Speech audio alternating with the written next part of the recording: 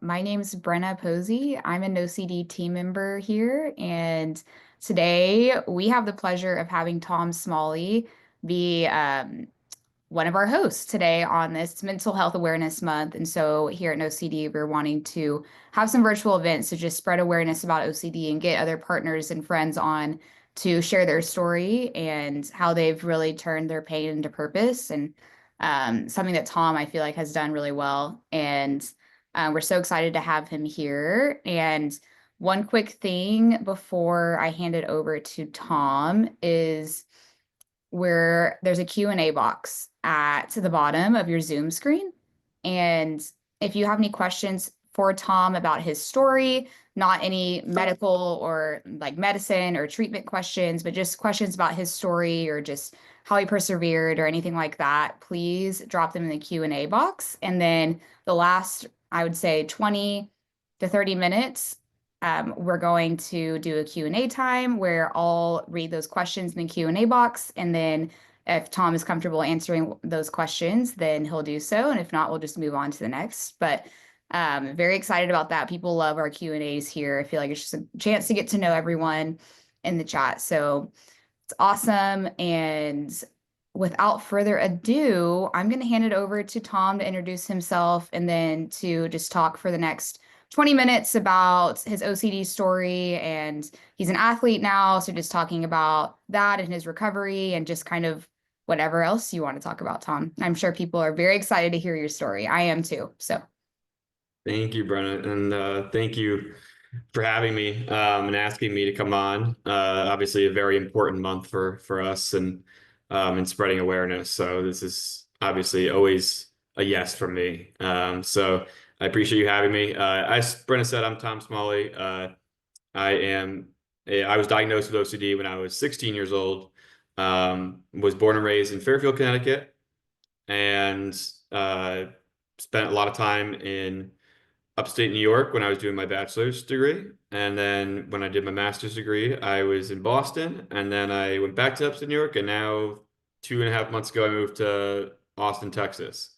So big switch up. Lot of different new themes of OCD coming up and trying to fend them off. But it's been a really good transition. My story was, I was a high school student that was at rock bottom. I felt isolated, felt like I was the only person in the world that had OCD because at the time I had no idea what it was. And so when I was diagnosed, I was doing 12 to 14 hours of compulsions a day, which obviously that leaves 10 to 12 hours to do everything else you could possibly think of that you need to accomplish in life, in your daily life. So not a lot of time, to sleep, social life, all those things were disrupted. Had to stop playing sports, gave those up.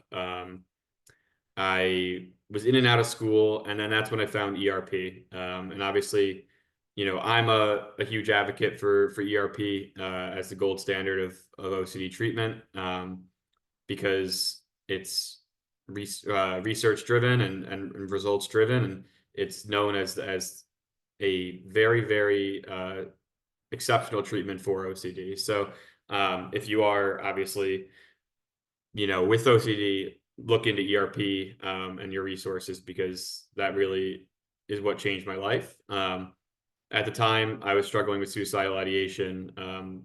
Didn't feel like I was ever going to get to a place that I would ever feel worthy of good things, and that the life was that I was living was worth it at that time. So, people talk about mental health and are willing to put, the Instagram graphics and the t-shirts and all of that, but they're unable to have the difficult conversations. And a lot of those center around losing people to mental health challenges. And so it's important to highlight that, like, that's a real thing. I was going through it, and without treatment, I don't think I know I wouldn't be here today. So I was put into ERP, and if you've been in ERP, it's it's not easy. It's not like you're just doing talk therapy and it's something that, you're laying down on a couch. You're actively engaging in exposure work that's going to trigger your OCD, and you're going to have to learn how to cope with that extreme anxiety. So that was a lot of my high school experience, was learning how to cope with my OCD and my OCD recovery. At the time, I didn't think that was my identity. I mean, you get so hyper focus and tunnel vision on just OCD recovery, because how can you focus on anything else when it consumes so much emotional, mental and physical energy from you each day. So for me, freshman, sophomore year of high school, I really didn't have anything that I was thinking about pursuing past high school. ERP got me to a point where, at the time when I entered ERP, I was getting D's, C's, some F's, and where I was from, going to a 4-year school was the expectation after high school, right? And so I felt like a complete failure. Felt like that was never going to be an option. Had people telling me that that probably wasn't a good idea to try that. So to me, I was in a place where I was lost, and I was only focused on treatment. And so when I got to the uh, when I got to the point where I was actually, understanding, okay, if I commit to ERP, this is gonna get I was starting to get some time back, starting to understand what OCD wanted from me and how not to give it what it wants, and why that was so important not to give into OCD. And I had a really wonderful therapist for a decade that I worked with, and now work with another wonderful therapist. So I'm really really fortunate in being able to have great clinicians, because the first therapist that I had didn't treat OCD even though they said they did. So I was in a place where I was bouncing from therapist to therapist. Nobody was actually specializing in ERP. And so I knew that, when I found ERP, that once I started realizing it was giving me my life back, I really started to buy into it more. And so a lot of my thoughts and compulsions, a lot of my intrusive thoughts were centered around violent and sexual intrusive thoughts. Um, Definitely had some moral and religious scrupulosity as well, because I still am a very spiritual person. So it was tough to OCD attacks everything you love, right? It's not gonna attack something that you don't care about, because then you're not gonna feed that cycle of OCD. So it attacks everything you love, and so for me, it was, my family, my relationship, uh, my athletic endeavors, things, anything I was interested in, my faith. And so it was starting to, when I started getting through ERP, it was like, okay, who am I now? You're kind of stripped down of nothing, and you kind of have to rebuild yourself. And so, I got invited to speak. Actually, kind of just got thrown in to speak at a panel. They asked if I'd be interested, and it was a very small OCD Awareness Week event from OCD Connecticut. And I was 17 at the time, which is crazy because that was a decade ago, and that makes me feel so old. But I have been advocating since. What happened was I did that OCD Awareness Week event, ended up going to the National IOCDF conference, and then from there started speaking at every single conference and started doing interviews and podcasts, and started opening up more and more about my OCD. Then it got to the point where I was in a documentary about living with OCD. So my name was out there as a pretty public advocate, which I was super proud of. In my opinion, advocacy for me has been a integral part of my recovery. Without advocacy, I don't think my recovery looks the same. For me, that was what was working, and being able to share my story, even if it was one person at a time. Educating was it was the main thing to me. It was, if I can just educate and inspire one person at a time, then it's worth it to me. Uh, and so I got to a point where I was well enough to get provisionally accepted to a college. And I was very, very fortunate that they did an in-person interview. I got to explain that, hey, like freshman, sophomore year, I was dealing with this. Junior, senior year, when my grades are better, and I was able to do this. And so they let me into the school. And I actually was working I got a job at a volunteer position as a student assistant for the men's basketball team, Division I team, thinking maybe like, hey, I want to be around sports. Just trying to reinvent kind of myself, because I really didn't have at that point. OCD was my identity, and that was really tough. It wasn't. I wanted to get to a point where I was, where I am now, where it's, hi, I'm Tom, and I have OCD, not I am my OCD. And so I was at a point where that really was my identity. So I was trying to just find things that I was interested in. Um, and, to make it a short story, I was abused by the coaching staff that I was working for. They would call me things like the next school shooter, tell me to take my crazy pills, you know, call me the next Unabomber, tell me that girls wouldn't want to date me because of mental illness, you know, left on the street on a teen bus because they didn't think I should ride a different bus. Like just like what I mean, things that, should never be said to somebody, should never be uh even remotely portrayed to somebody. And I think, it just was a crazy situation where I was leaving high school thinking like, oh, finally I get a fresh start. And I got past the OCD, and then all of a sudden this happens, freshman sophomore year, and now it's like I'm just relapsing. Things are going poorly. I don't know, I'm just kind of taking the abuse because to me, I grew up in a football family. Like, I thought it was like, oh, this is, I got to be tough. Like this Division I sports, got to have a thick skin. Like I got to make it kind of thing.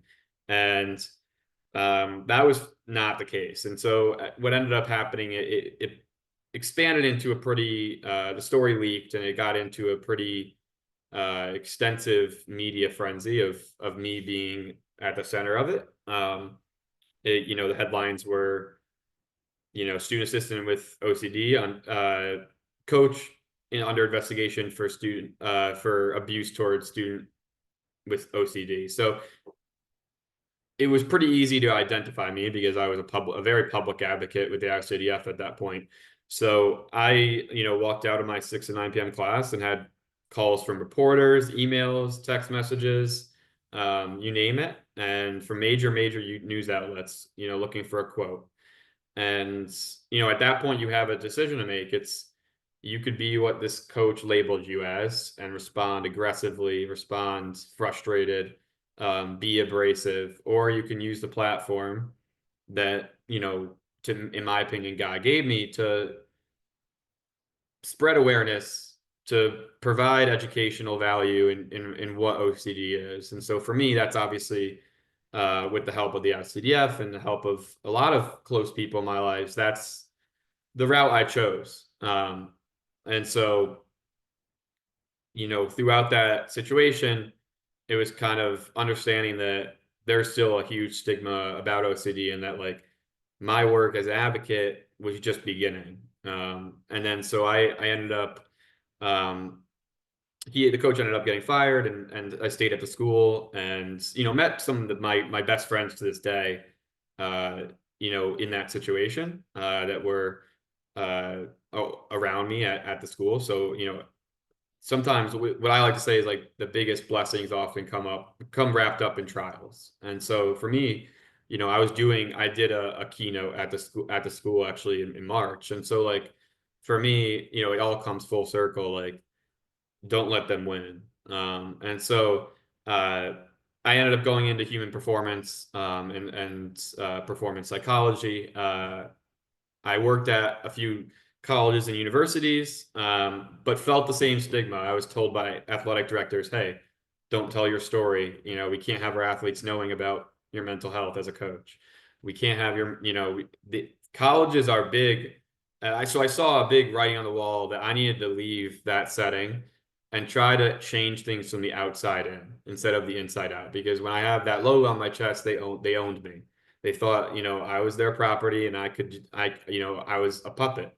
And so for me, like I wasn't gonna stand for that. I wanted to be my own person, my own business, and understand that like, hey, like I'm here to make a difference and rattle the status quo of like accepting this, right? And so colleges and universities will post that mental health graphic every May, but they won't do anything else outside of that. They'll say they're supporting their student athletes, but they won't allocate funds to hire a counselor, to hire actual help. And so now that's kind of been a mission of mine, is to change the how student athletes are treated and the resources they have. And then also just creating anxiety in athletes with the ICDF was as a resource center for athletes that want to feel heard, want to feel seen, need that help and that support. And then I started my own business, Struggle to Strength Performance, mental performance consulting practice for high performers. Uh, so, I mean, it goes without saying, without the challenges that I face, without the OCD, um, I don't think I would be in the same position than where I am today. So I wouldn't change anything. But what I do want to change is the stigma. And something I tell people a lot is like it starts with language. And the language people are using, language you use in terms of mental health, you're either adding to the stigma or you're subtracting from it. So like language is the biggest thing that I see today when I'm educating. And I think it took me a while to move past the situation with the coaches and be able to grieve that situation with the trauma of that. But like, you know, with education, I think if you can lead with education and not emotion, people are going to be way more apt to listen and not get defensive. Like you can't control someone's reaction to how to you sharing your story and sharing, education about OCD, but you can control how you deliver the message. And if we come off frustrated and emotional, then we fit into a stereotype they're already thinking about.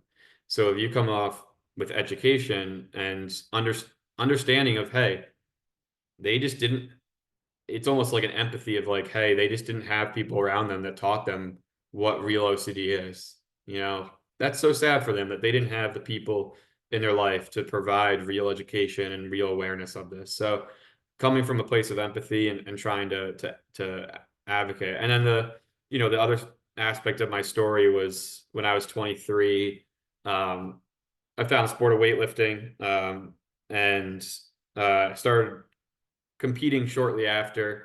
And for me, that was a big, almost like a reigniting of my athletic career that I never got to fully have. So it's been a point of empowerment, and trying to show people that, so I compete in an adaptive category in United States weightlifting. And so nobody can see my disability. So when they see me on, competing in adaptive category, I know I've gotten some looks, some words like, you're strong, like you look physically able. Like it's like, no, I actually struggle with OCD and it takes me out of training all the time. And I'm working twice as hard just to get on the platform. And so just getting people to understand that your disability or your challenges and your struggle can, one, be your biggest strength, but also is not something that defines you, and it isn't your identity. So trying to inspire people with all sorts of from all sorts of walks of life and challenges to do the same, because at the end of the day, like there's so much more to you aside from that challenge that you're facing, and being vulnerable is such a gift. Being vulnerable with others allows them to feel safe in a space where today in society, especially, there's not a lot of safe spaces. And so if we can be people that create these safe spaces, the better off our world is going to be. I don't know if you That want me to keep was, going. Yeah. no, that was great, Tom. Thank you so much for just being vulnerable and sharing a lot of your story. And I think a lot of people here will really just feel grateful for that. And you're making people feel less alone. And just thank you for your work that you do for the OCD community. And I have a ton of questions about your story and want to get to know you more. And I'm sure people that are listening right now also have questions. So if you have questions, feel free to drop them in the Q&A box or in the chat for in this Zoom call. And so we're going to get into some question time for Tom. And I think the first question I'd love to kick off is so now you can you explain what you do on a day-to-day basis so you started your own company or business, or can you Yeah. explain like how you got there and what does the day-to-day look like and how OCD maybe impacts that? Yeah, so I actually started my LLC about 2 years ago. Um, Struggle and Strength Performance. So I work with really, I mean, a lot, mainly athletes, but um, there's a lot of different high performers, right? There's people in the corporate space that like there's people like executives and there's actors and dancers and first responders. Like those are all performers. They have to be at their best when their best is required. So I label a performer anybody that's trying to do something at a high level. But I work with them on performance anxiety, uh, the psychology of performance anxiety and emotional regulation, self-talk, confidence building, motivation, focus, and concentration. So um, I kind of took I knew I didn't necessarily want to be a clinician in terms of like treating mental health disorders because I think it was just a little too close to where I was in life. But for me, I wanted to take the athletic realm and make an impact there in psychology. So I think it's blended pretty well, and there were a lot of seeds that were planted a long time ago, and it's like the seeds that you plant that's not when the fruit blossoms. So uh it took a while to get here, but it's been super rewarding, especially the past year, seeing it grow. That's awesome. Dang, good for you. I love the whole aspect of like turning your pain into purpose and to giving back to others. And think that in a way has helped me with my OCD recovery journey, just not having all the focus on me, like focusing on other people. I think in a way somehow just helps. It helps Yeah, me take it off of me. Uh, yeah, totally. I have a question to go off of that. So, you are an athlete, you do weightlifting. I honestly know nothing about the sport, so forgive me, but can you talk about like what made you get to this point and does OCD impact the sport for you? And yeah, just talk more about that. Yeah, definitely. Yeah, honestly, I didn't really know much about the sport when I started. So I was an athlete that was always in the weight room. Like I love training, like love pushing myself, very competitive. So it was like a good fit. I found a coach. It actually happened because I was back in the upstate area working and after grad school and essentially like a coach saw the documentary I was in about OCD, and he had a story of overcoming substance abuse. And so we bonded really quickly. And then I found out he was a weightlifting coach, and he mentioned it. And then he just brought me to his gym, and then like I kind of started like feeling it out, and like was like, oh, this is pretty cool.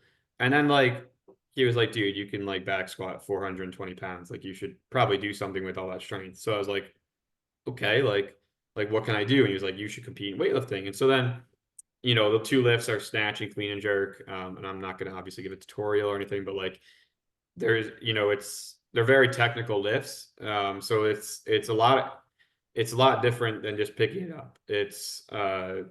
There's so much learning to do. And they say it takes about 10 years to really like be good at the sport. So like I'm not even good. So it is definitely a sport of pursuit of mastery. The thing about it is that OCD can get a little bit tricky in that because OCD definitely plays into the perfectionism aspects and um, like transparently right now I've been feeling some burnout the past like month or two, with training and with where I am. Which is, that happens, and I'm working through it. It doesn't mean you love the sport any less or anything like that, but it definitely, because of OCD, I think it definitely plays a part. So it's trying to apply the same principles, um, as I did with ERP in life into sport too. And so just recognizing that, like, hey, I care about this sport a lot. That means OCD is going to attack that too. So whether it's, um, things that get me to the gym, being a problem, or when I'm actually training, both things exist. I think the tough part is, when you're competing and you should be focused on certain things, and, you know, you're trying to resist compulsions, and it gets tough to resist compulsions, obviously, in competition, so, and practice that, because you're only competing a few times a year. So, I've had times where, I'll be waiting to go on the platform, and like on stage, and I'll step and have a bad thought, and then I'll want to go back and re-step, and I can't. And now all of a sudden you have to focus on the technical aspects and cues, and intentionality of actually lifting and making the lift. So it's a lot to balance, right? It's a lot to balance. But I think that's what makes it rewarding, and showing people that, like, you can do that. Yeah. I feel like, with OCD, one of the things about it is that it's going to feel urgent, even it doesn't just go away whenever you have a big competition or meeting or whatever it is, it's still there in your brain. I think that's a lot of people don't understand about OCD is that it can't, for not everyone, but for a lot of people, it was like this for me 24/7. It's not like you have a break from it. And so Mhm. um at that time, I'm sure you're just like, okay, I'm going to live according to my values now. Like I had this thought, Right. and that's kind of an exposure in itself is just, I had this thought and I'm going to live according to my values and I'm going to do Yeah. this. And that takes a lot of strength. Totally. Yeah. And I think it's tough too, because, like, a lot of the intrusive thoughts I'll have, like, it started out like it would be intrusive thoughts about, like, other things other than weightlifting, but then it started going into, like, and now, like, when I have intrusive thoughts during competition, it's like, oh, if I don't do this, I'm not going to make this lift. And it's like, Hmm. oh, well, of course I want success. Like, so OCD starts getting super realistic, and starts kind of like being like a little bit more tricky, because, the thoughts that are super realistic like that are way easier to give into. Totally. Yeah. It's like those if then statements that OCD says, if you don't do this, then this Right. will happen. That still, I've gone through ERP therapy and those still like really trip me. And Totally. because it does latch on to what you value and you want to perform your best. And at all times, I feel like people with OCD also are perfectionists, and we want to strive to do these great things. And that's awesome. But a lot of times OCD will latch on to those things. Yeah. So I also you touched on about like you read the documentary, you're kind of in the spotlight. And can you talk about how you felt during that time of like people knowing your name and if it's too much, you don't have to answer, of course. But like if you're in the spotlight and people maybe saw you on the news or saw you online. How did that impact you, I guess, overall? And then did OCD latch on to that? Yeah, I mean, I think a lot of media training from the IOCDF in their help, but, I mean, I think it was tough. I mean, at the time I was 21, so, Hmm. I'm 27 now. So I mean, like, obviously hindsight's always 2020, and I think I handled it as a 21-year-old could. I think I handled it pretty maturely, but, um, you don't want to be in the news for that. Like, what I want to be in the news for was, like, spreading awareness, but, like, Right. purposefully, not like, being a victim or something. And so naturally, I mean, it was, somewhere along the line, like, I think I realized, like, hey, this is an opportunity, but I wouldn't say it happened right away, like it was a moment of like just absolute anxiety because Right. I mean, you're just not expecting it. Now, I mean, I think like it's easier to be in the media because I'm excited to share about it. At that time, I think it was harder because the narrative around OCD and around my story like wasn't clear, and I just think there were a lot of factors. Really, the age thing, I mean, makes a huge difference too. So it was definitely tough, and it was tough for people that didn't understand OCD for them to learn about OCD that way. Like I wanted to educate people in a thoughtful way. Um, and then some of the news articles like didn't do OCD justice either. Right. So they framed it in a way that was like very quirky. And like I was like, oh my gosh, like I want you to like know that like OCD is not quirky. Like I don't enjoy it. Right. And so I think that was the toughest part was like, okay, if they're gonna like blast about OCD all over the place and my story, like at least provide actual Right. representation of what OCD is. Like I'll take all of this on if you can just give proper awareness. And the news they're not gonna do that because they're looking for clicks and they're looking for whatever is gonna make them the most money and um in that situation, right? There's times where the media does a great job because they're being intentional and asking people with OCD and researchers and doctors about what real OCD is, and they're being intentional about how they're displaying OCD in the media. But in that situation, it was like, hey, let's react, let's portray OCD like this, and write this story. So I think um, it was tough for me to swallow. It was tough for me, a tough pill for me to swallow that not everybody's going to respond well to it, right? So I was called whistleblower. I was called, weak, soft, um, you know, so things of that nature. Like, and so that for a while was tough because I was struggling with the fact that some people didn't respond well to advocacy and to me sharing my story. And that was like just kind of a life lesson of like, hey, you're going to share your story and some people might not be appreciative of it or want to hear it or take it the wrong way, but that doesn't mean it's not worth it because for every one person that doesn't like it, there's one person that feels less isolated, less alone, and now feels hopeful that they can get past their OCD. So I'll take the bad reactions if there's a good one every time too, right? That means I'm going 50%. I'm killing it. So I think for me, like that's a win. And then I think I struggled a little bit afterwards, transparently, like struggled. Um, I was given a hero award by the ICDF, which is to this day in 2019 to this day like one of the best days of my life, and it was such a special moment. It's actually here in Austin, which is crazy because now it's all full circle. I swear it's the wildest thing in the world.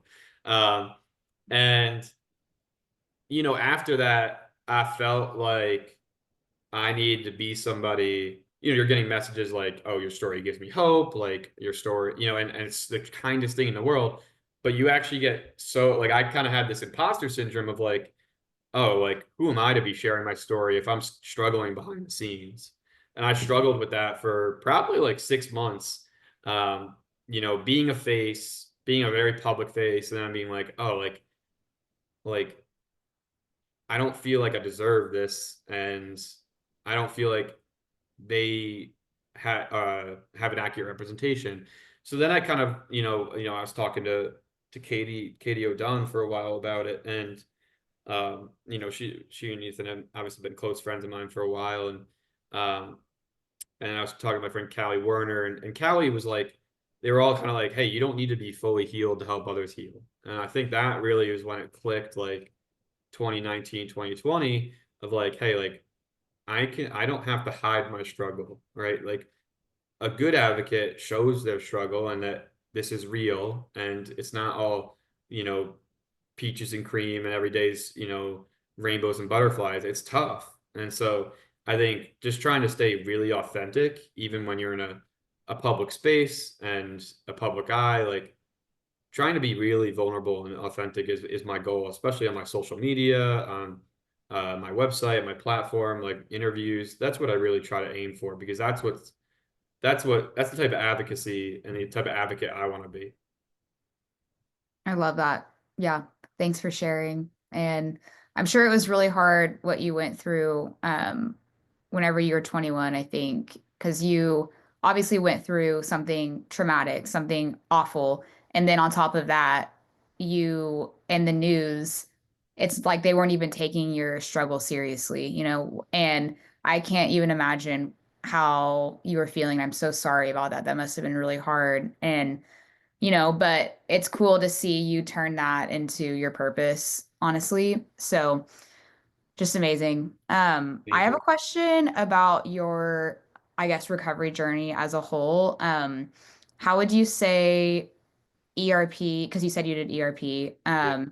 how did that impact you? How did you find ERP? Like, how were you nervous to start it? I was nervous because I did talk therapy before. It made me worse. Had no idea it was going to make me worse, and then going into ERP, people were like, you're going to expose yourself to your fears. And to me, all of my OCD obsessions were mental. And so letting thoughts in or whatever it was that I didn't want that went against my values was the biggest and worst fear of mine. And so whenever someone told me that I was going to practice doing that over time, I really got nervous about it. So would love to hear your insights about that. Yeah. I mean, I think one, I was definitely nervous. I mean, there's no doubt about it. I think it was finding, building trust first with the clinician I was working with was super important. She did a really good job of that. Um, it's crazy because like now finding resources is so different than 10 years ago even. I mean, my mom had to beg for this clinician to take me on like off a waiting list and see me because there was, she couldn't find anybody. I did talk therapy beforehand. The one that said he treated OCD, and I was literally walking out of there like counting my steps and like opening doors like over and over again. He was watching me do it, and I'm like, bro, like this is not helping. So it's very hard to like understand that like there is a treatment for OCD and it is ERP, and I with the combination of medication obviously helped me, but like a lot of people take medication and think that's just going to like make the thoughts go away. And I'm like, no, it just helps the anxiety from the thoughts and from the exposures. And so ERP teaches you the life skills of coping with OCD and how to navigate OCD life with OCD. So yeah, totally nervous. I think obviously the hierarchy you make and doing some of those ones where it was like such weird tasks. Like, I mean, I remember one that was absolutely terrifying. My therapist did a home visit, and I had to like hold a knife near my mom because I was so afraid. My obsession was that I was going to lose control, grab a knife, and stab somebody.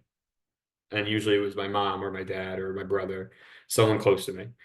And I had to literally hold a knife to my mom and say like, "I'm going to stab you." Like that was And I literally like after that, like after I was done, I dropped the knife and just started bawling. Like that was like when I think about like people that say they they've done tough things like that, I don't think there's a lot of people that don't understand what that feels like and won't ever understand what that feels like when you have OCD and you do something like that. So it's it's I make ERP obviously sound scary. Like it At first, yeah, there's a little fear, but when you have a trained clinician, it gets so much better and you get so much more motivated once you start seeing your time come back and you start seeing like, hey, I don't need to give into this OCD. So it definitely yeah, totally scary and you're gonna do hard things. And I think that's what I pride myself on is being able to do hard things. So I think to me that was it was stacking the days and learning how to to be better than the day before and making slow progress. It was kind of synchronous with how my life had been up until that point and how it was going to be the next, decade, right? That's kind of how I operate is being 1% better than the day before. And so I think for me, it taught me those lessons.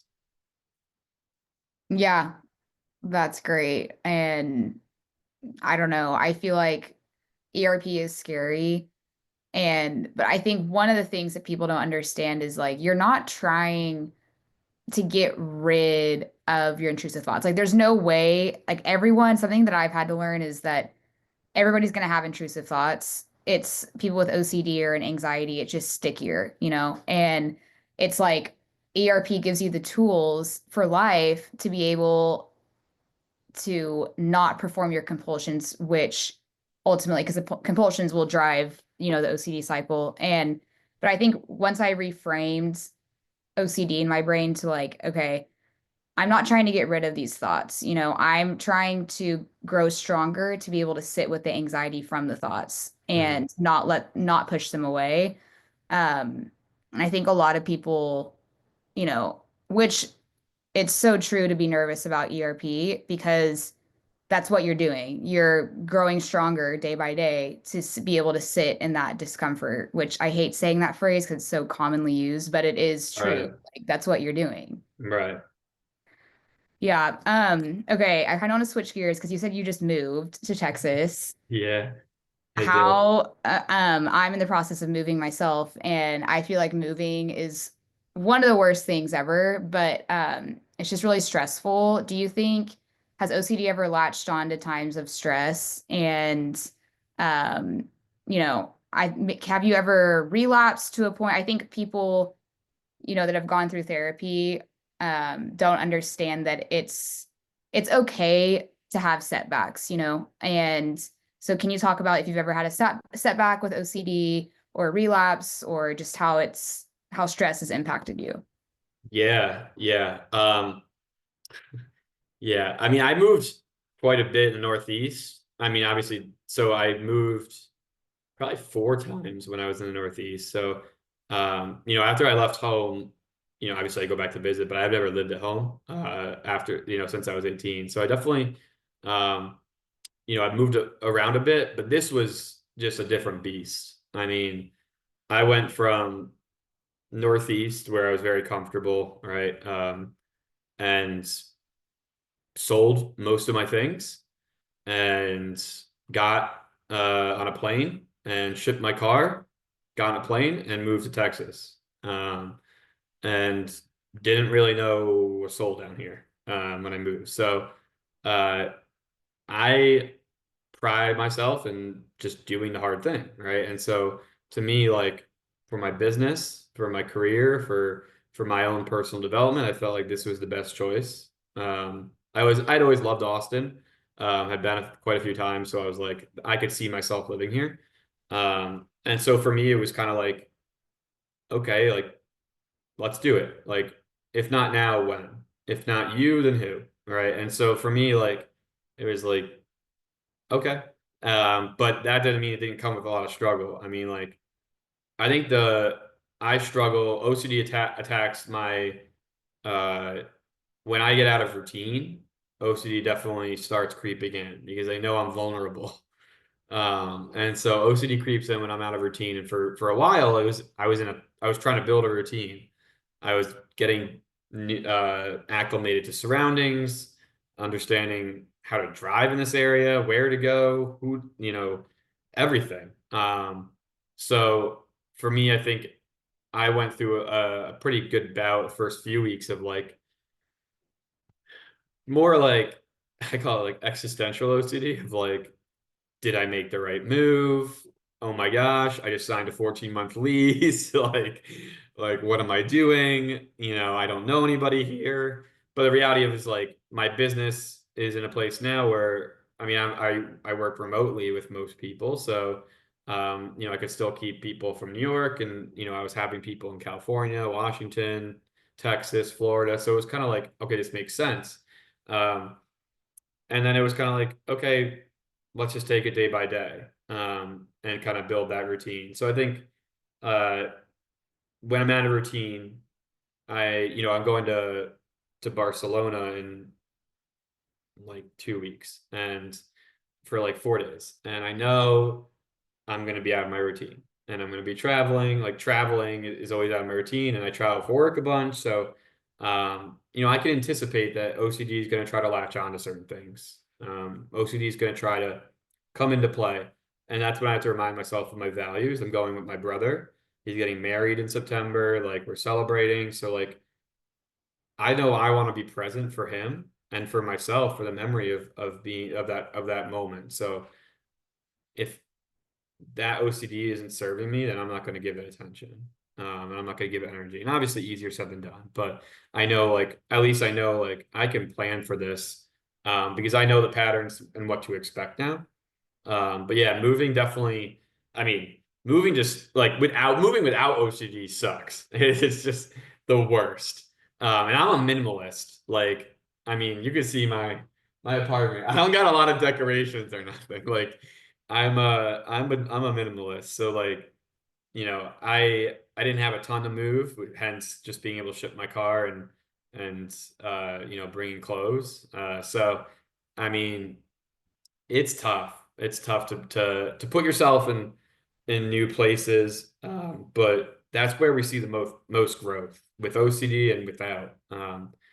Seeking that discomfort and uh, allowing yourself to feel everything too, I think has been really important. Like, yeah, I love that I'm here, and I know I feel that I made the right decision. That doesn't take away from the fact that I miss my family, right? So I think a lot of times, mm, OCD doesn't let me feel, would try to not let me feel two things at once, right? And so for me, like, hey, I love it here. I love what I'm building here. I miss my family on the East Coast too, right? So like, it doesn't take anything away from that, right? Both things can exist. So I think just remembering the two feelings and thoughts can exist at once. That's so funny that you said that because that's kind of been my mantra this year, 2025, is um two things can be true. And Yeah. it's so true, but I think with OCD, maybe just getting older, and having more life experiences, you experience a lot of different things. And for me, it's been challenging to allow two different things in my brain, two like very different things, two different emotions, feelings, sensations, whatever it is. Um, so it's just funny you brought that up because that's been huge. And I think I'm glad that we touched on this because with OCD, sometimes it doesn't allow two things to be true or it doesn't No, want to. totally. Yeah. Yeah. I mean, I think like, it goes back to like my sport, right? So like, Yep. I love my sport, but am I a little bit burnt out and maybe like don't want to compete for a while? Yeah, maybe. And is it okay to have that thought or that feeling? Yeah, it's okay. Right. And I think when we get our identity gets so wrapped up in something, it's like, oh no, it's black and white. It's only one thing can exist, right? And only one thought pattern. And I think it's just a really dangerous game to play of not allowing yourself to feel everything. Totally. Yeah. Okay. Speaking of identity, so earlier you mentioned I wrote this down because I wanted to talk about this. I think a lot of people would resonate with this. You said doing ERP, one of the things that you kind of strip down to yourself and you're like, who am I? You're really kind of not starting over, but you're rewiring your brain in a way that makes you feel like you're starting over. And can you explain that sensation, I guess, or talk more about just that who am I after starting Yeah. ERP? Yeah, definitely. I mean, that's why having a support system is obviously, I was very blessed with a very amazing family, my brother and my parents. And um, so they were there when I was stripped down to nothing, right? Like I was bare bones of like, I don't know who I am. I don't know what I like. I don't know what I dislike. I don't know who I want to be friends with. I don't know, I don't even know my favorite foods anymore, right? Like I don't even know what my favorite colors are anymore. Like I don't know anything. So I think like starting small is like definitely a key in that process. and allowing yourself, it goes back to right, feeling two things at once, like allowing yourself to try new things and um, trying to help yourself not be overwhelmed with building yourself back up. Um, I think that was like because it is a very it's like an empty feeling of like, okay, great, like I have my time back, but now to what the heck do I do with it? Right. And so for me, like I think that was a really great meaning like vast area of like, okay, this is like an identity crisis at age 16. That's the, or like 17. I thought I wasn't supposed to have this till I was 50. Like what? So I think just trying to take it slow and finding things that I enjoy. And then trying things and then being okay with maybe not liking it. Right. And so then you start, going towards your interests. But like one thing I will say is like I'm somebody that pursues passionately. And so like I'm not somebody that can half-ass things and put moderate effort into something, right? So I know, and it's identifying that like I know I'm somebody that uh needs to give everything they have to what they're doing, right? So my career, to my clients, like to my business, like I give everything I have every day to that. To my advocacy work, like I will give everything I have to the community until I have nothing left, right? And then, to my sport, right? If if I felt like I would never compete if I felt like I didn't have everything I could give, right? Like so or I could give everything I have rather. So like um identifying that it was a value of mine, right? So like that's not what identifying that about myself wasn't something that I did or what it wasn't about what I do or what I like. It was about who am I, what do I value? And so I think that's where like ACT really started coming into play for me. I think I started on with ERP, and I still do a lot of ERP too, but ACT, acceptance commitment therapy, has been really, really vital in that and in how I've developed, I would say like the past 5 years, 6 years. Um, because when you get the hang of ERP, it's like, okay, you know, we can keep doing exposures, but I know I could do these on my own. ACT kind of helps with that identity portion. And um, the first part of that was clarifying what my values were as a person. That's so great. I love that.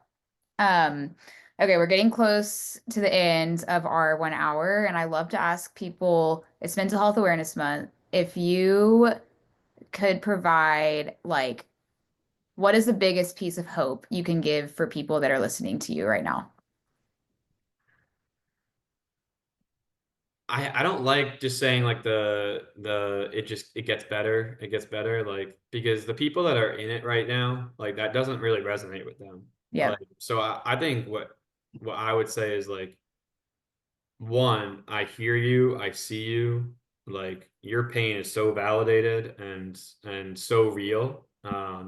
And but you are so loved. So I think that would be the first thing I would say is you are loved and you're seen and you're heard. And then the second part would be that